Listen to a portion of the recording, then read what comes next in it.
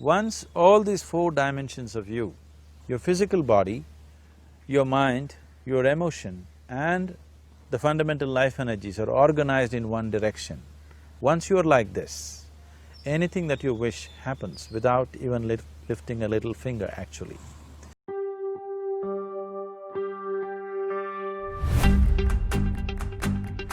Things have created on this planet was essentially first created in our minds.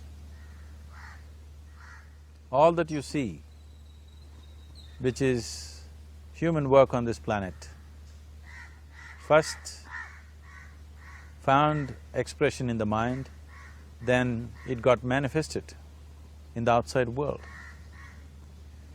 So one thing we need to understand is, the wonderful things that we have done on this planet and the horrible things that we have done on this planet, both have come from the human mind. So if we are concerned as to what we create in this world, it's extremely important that first of all we learn to create the right things in our mind, how we keep our minds. If we do not have the power to keep our minds the way we want it, what we create in the world is also going to be very accidental and haphazard. So learning to create our minds the way we want is the basis of creating the world the way we want. There is a wonderful story in the yogic lore. On a certain day, a man took a walk. He went for a long walk. Accidentally, unawares, he walked into paradise. Fortunate, isn't he? He just took a walk and he landed up in paradise. After this long walk, he felt little tired. So he thought, oh, I'm tired, I wish I could rest somewhere. He looked around, there was a nice tree, underneath which there was very cushiony grass. So it was inviting. He went and put his head down there and slept. After a few hours he woke up, well rested, and he thought, oh, I'm well rested, but I'm feeling hungry, I wish I had something to eat. And he thought about all the nice things that he ever wanted to eat in his life. And instantly, all those things appeared in front of him. You need to understand, there the service is like that. Hungry people don't ask questions. Food came and he ate. Stomach became full. Then he thought, oh, my stomach is full, I wish I had something to drink. All the nice things that he ever wanted to drink, he thought about it and all of them just appeared in front of him. Drinking people also don't ask questions, so he drank.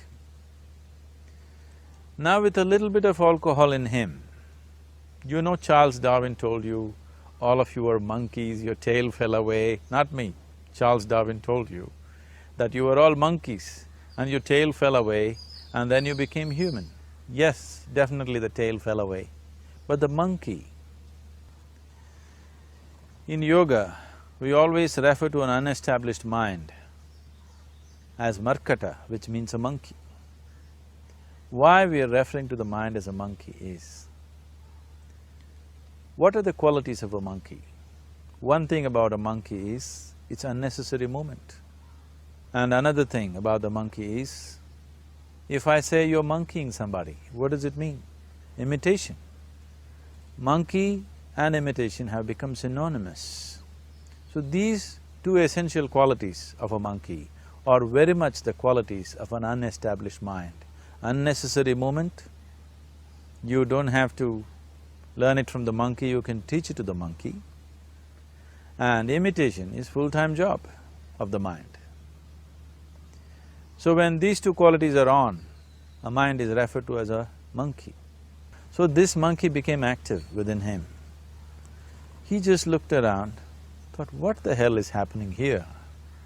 I asked for food, food came. I asked for drink, drink came. There must be ghosts around here, and ghosts came. Oh, the ghosts have come, they're going to surround me and torture me, he thought. Immediately the ghosts surrounded him and started torturing him. Then he started screaming in pain and said, "Oh, they're going to kill me," and he died. Just now he said he's a fortunate being. The problem is he was sitting under a kalpavruksha or a wishing tree. He asked for food, food came, he asked for drink, drink came, he asked for ghost, ghost came, he asked for torture, torture came, he asked for death, death happened. Now don't go looking for these kalpavrukshas in the forest. You can barely find a tree these days. A well-established mind, a mind which is in a state of samyukti, is referred to as a kalpavruksha. If you organize your mind to a certain level of organization, it in turn organizes the whole system. Your body, your emotion, your energies, everything gets organized in that direction.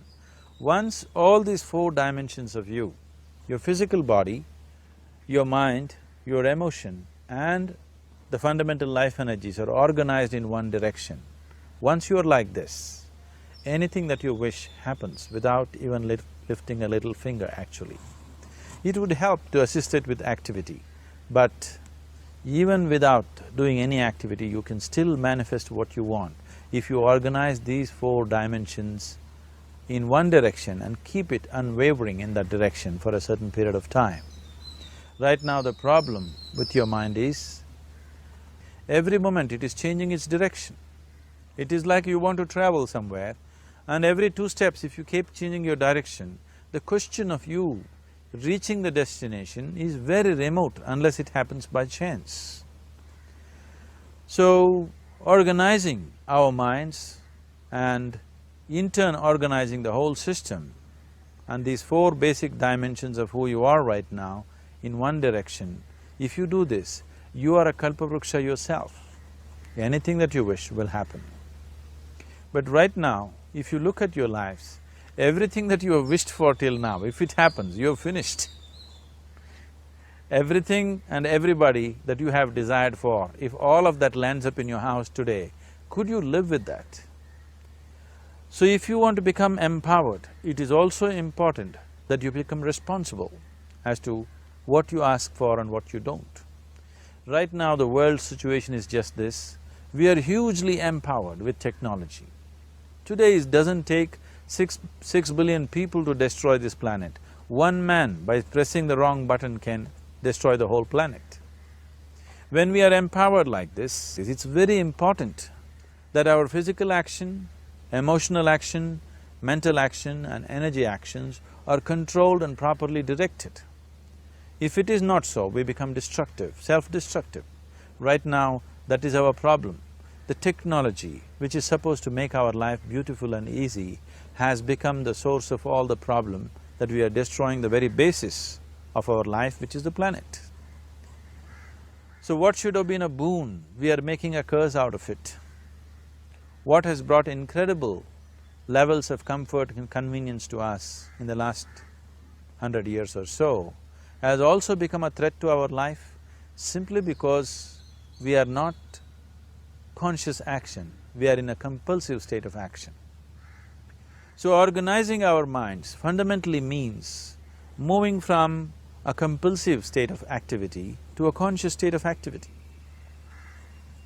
You might have heard of people for whom they asked for something and beyond all expectations it came true for them. Generally this happens to people who are in faith. Now, let's say you want to build a house. If you start thinking, oh, I want to build a house. To build a house I need 50 lakhs, but I have only 50 rupees in my pocket. Not possible, not possible, not possible. The moment you say not possible, you're also saying I don't want it. So on one level, you're creating a desire that you want something, on another level, you're saying I don't want it. So in this conflict, it may not happen. Someone who has some faith in a god or in a temple or whatever, who is simple-minded. Faith works only for those people who are simple-minded. Thinking people, people who are too much thinking, for them it never works. A childlike person who has a simple faith in his god or his temple or whatever, he goes to the temple and says, Shiva, I want a house. I don't know how. you must make it for me. Now in his mind there are no negative thoughts.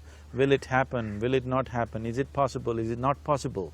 These things are completely removed by this simple act of faith. Now he believes Shiva will do it for him and it will happen.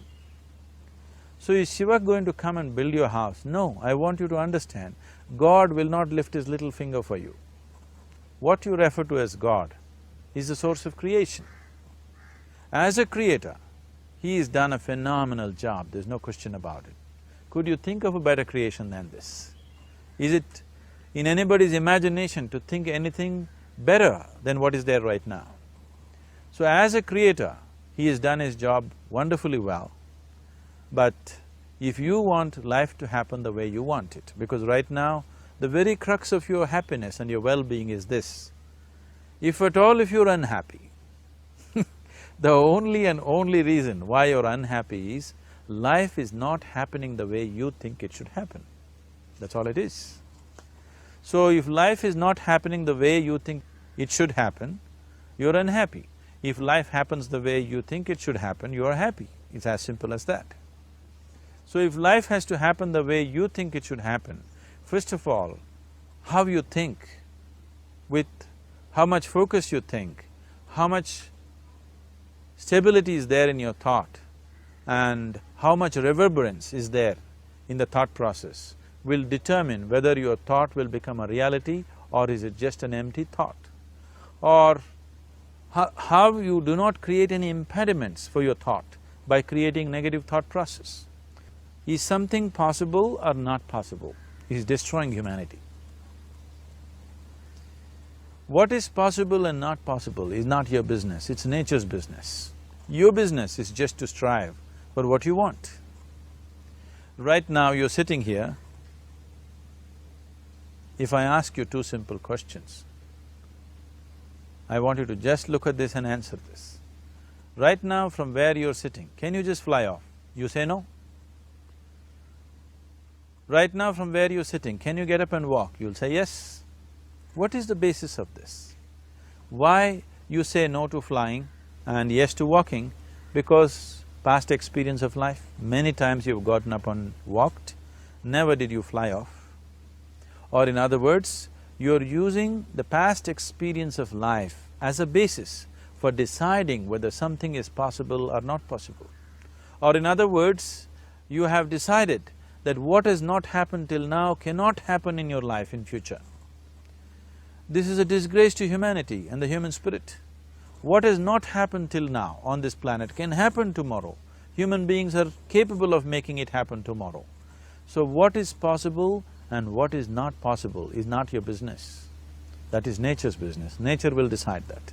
You just see what is it that you really want and strive for that.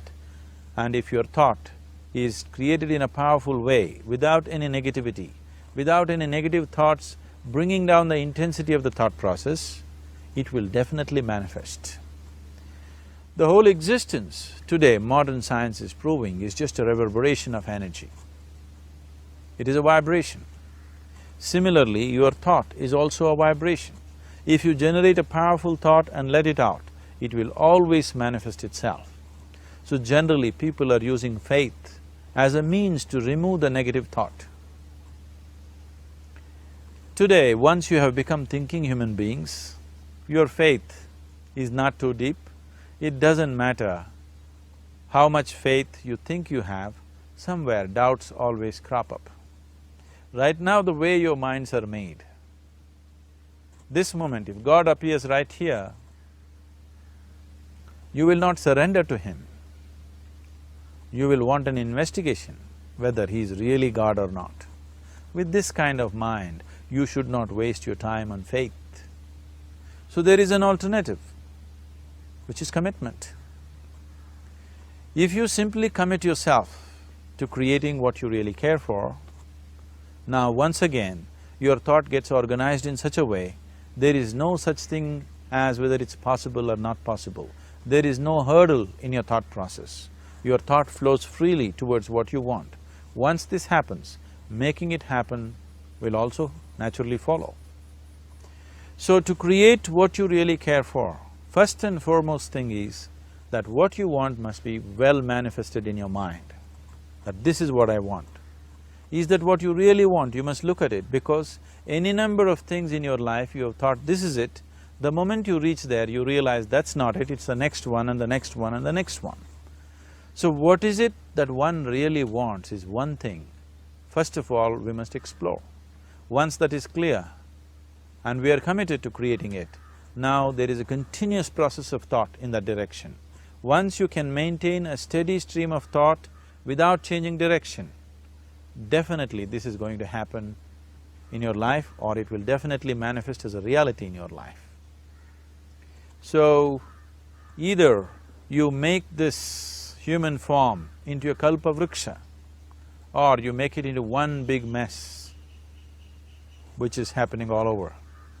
One reason why we have not created the kind of world that all of us would want to live in is, too many people are busy looking up. Too many people are interested in other planets, they're not interested in this planet. For every aspect of their life, they're checking out with other planets. And further, too many people are in service of heaven, they're not on service of this earth. I think right now we need people who are in service of this earth, not heaven. I believe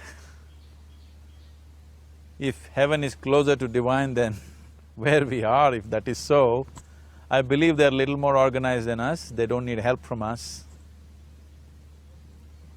This has been a major problem on the planet.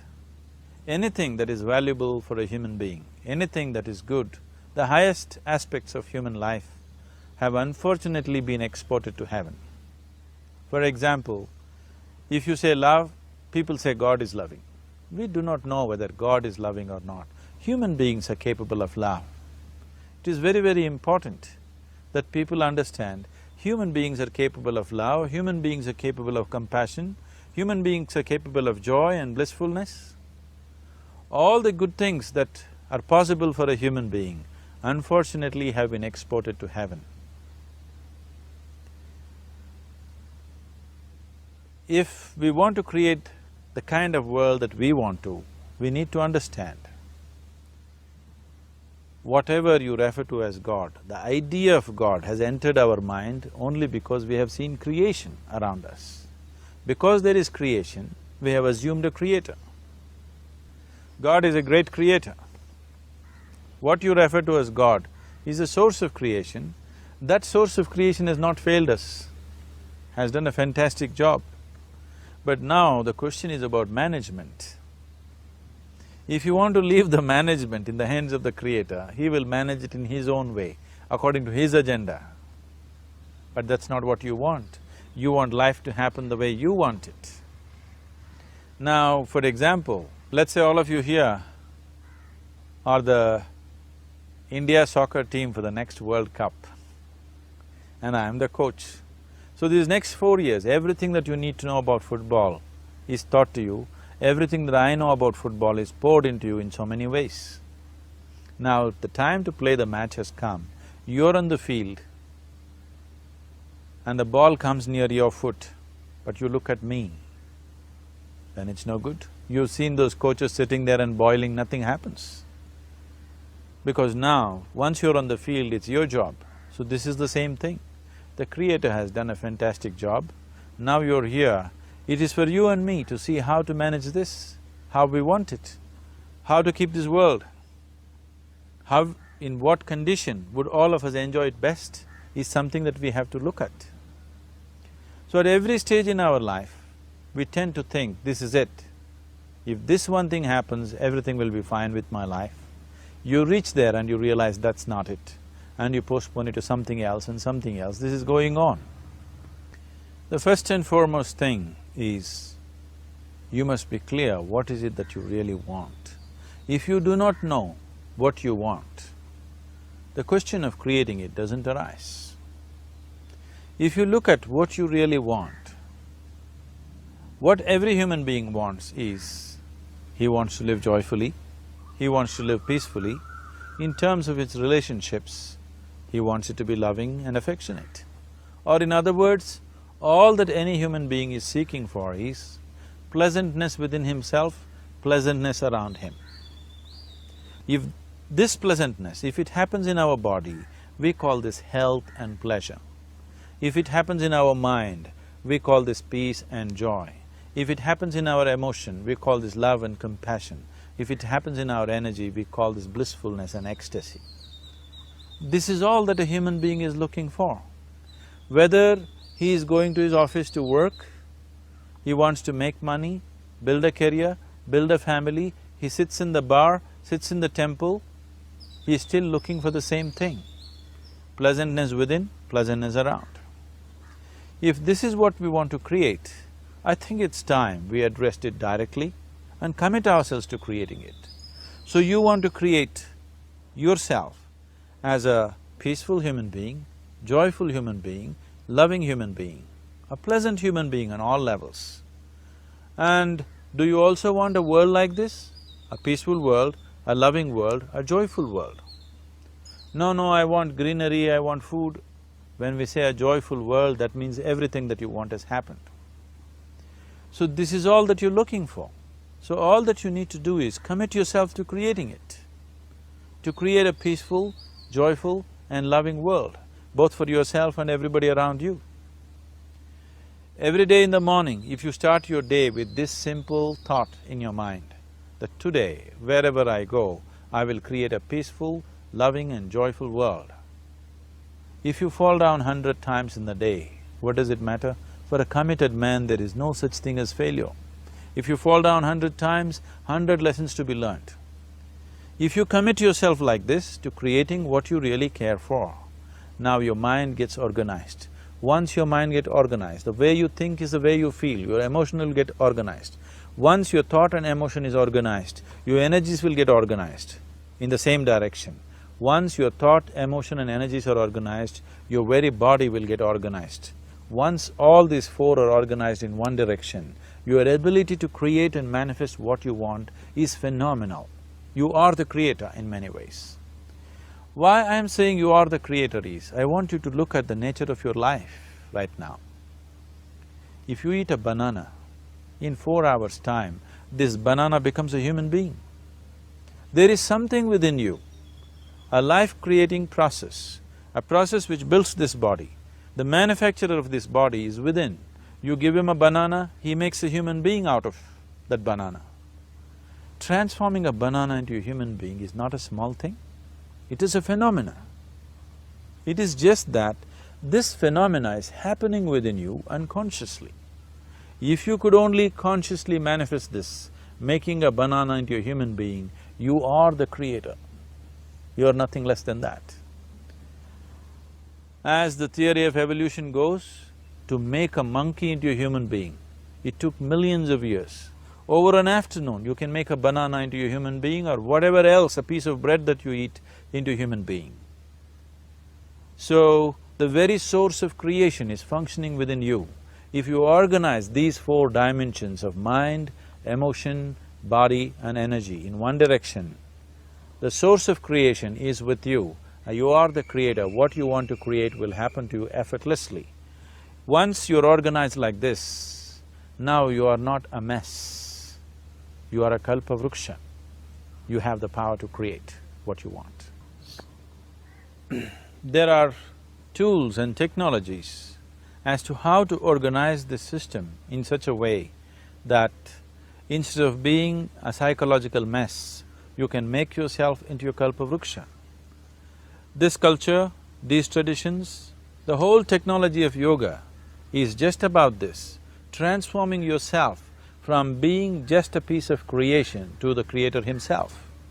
This is not in search of God, this is in search of becoming a God. This is not in search of divine, this is in search of becoming divine, because that which you call as divine, that which is the source of existence, is throbbing within you every moment of your life.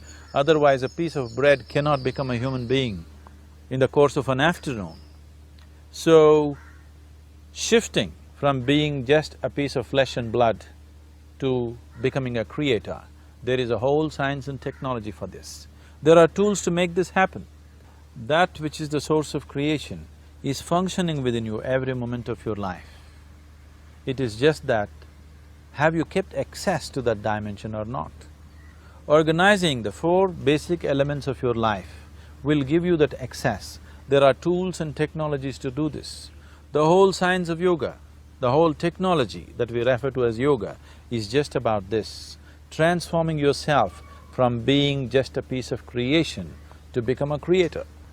For example, 100 years ago, if I picked up something like this and I start speaking to someone who is across in another part of the world, you would think it's some kind of a miracle. Either I must be a messenger or a son or maybe God himself. But today, this is just another gadget that every one of us carry and use. Today sitting here, without using this instrument, if I speak to someone in another part of the world, it is still a miracle for you. So, this instrument happened because of human mind wanting it to happen. 100 years ago, nobody thought this was possible, but today it is just a common thing. Similarly, many things which are not in our perception yet can be brought into our perception and our ability to create our lives can be greatly enhanced. So the first and foremost thing is to organize the mind and to organize your emotions, body and energy in that line. Once this happens, you are in touch with the fundamental life-creating process within you. Once you're in touch with it, once you're in excess of that power, you have the power to create. You have the power to create your life and your surroundings the way you want it. Because we have lost our power to create, we are making a mess out of ourselves and the world around us. If we operated as the true creator, as it is operating within us, creating this body for us, if we could create our lives with the same sense of organization and sense of purpose, this world and the human being would be in a completely different state. It is my wish and my blessing that every human being in this world should have this not just as a piece of creation.